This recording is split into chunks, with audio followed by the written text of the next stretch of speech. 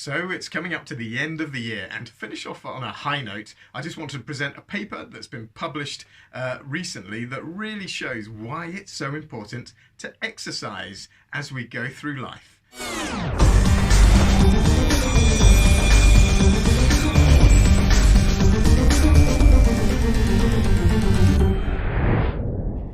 So let's begin. So anyone who watches these videos really knows that I'm really interested in two things. One is healthy aging. That's how we keep ourselves in condition that can take us through life. And that is evidence-based, based on the scientific literature. So for those of you who are interested in what the medical and scientific community want to say about healthy aging, then here's the place to be. The second concept that I talk about is really the new technologies that are coming along that would have been crazy just 10 or 15 years ago, and they are rejuvenation biologies. So they are really scientific medical research that really has been applied to other organisms to try and slow down or even reverse the aging process. So none of those so-called rejuvenation technologies have been applied to humans as yet, but it's amazing the progress that's been made over recent years. But this video is different. This video is just a reminder that exercise throughout our life really is such an important component to aging healthily. So I'm no exercise guru, but what I hope to do is present some of the findings that are in the bona fide scientific and medical literature. But what I have done is I've been exercising consistently for years, and I'm not getting any younger.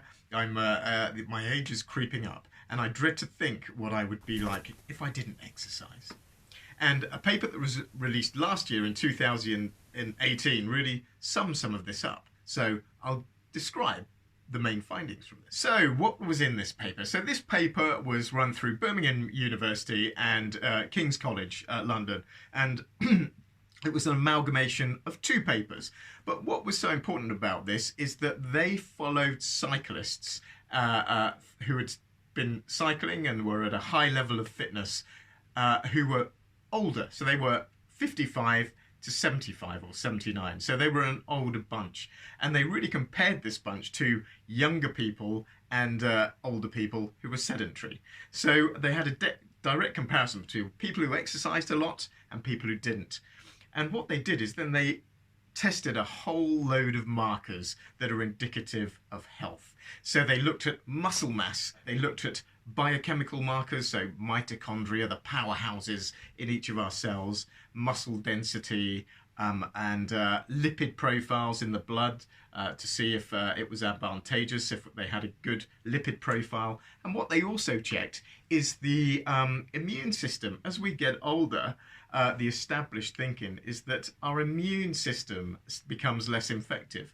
And one marker of this is the thymus. It produces T cells that really respond to the presence of foreign invading bacteria, for example, or infection.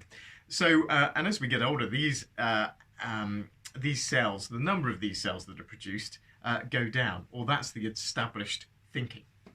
So just talking a bit more about the results of this study, I'll put the details of the study down below so that you can look at it in your own time. But what did they actually find? It was very encouraging. They found that muscle mass, even in older regular cyclists, it did not decrease. It was similar to younger people. They also found that cholesterol levels were maintained at those at a young age. Lipid profiles were low, and also that the body fat of the older people who exercise was also low.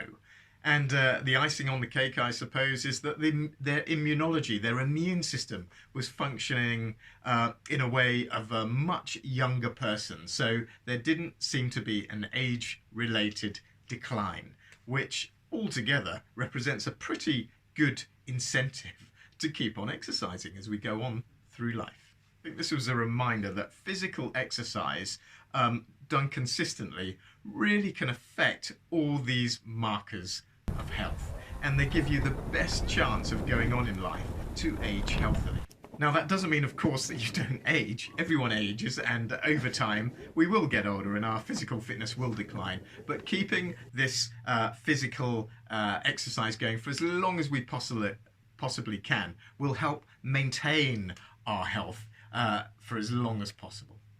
For those of you who perhaps haven't exercised or are a bit frightened of exercising, I have done another video of how to start exercising and maintain it for the rest of your life. That's in another video.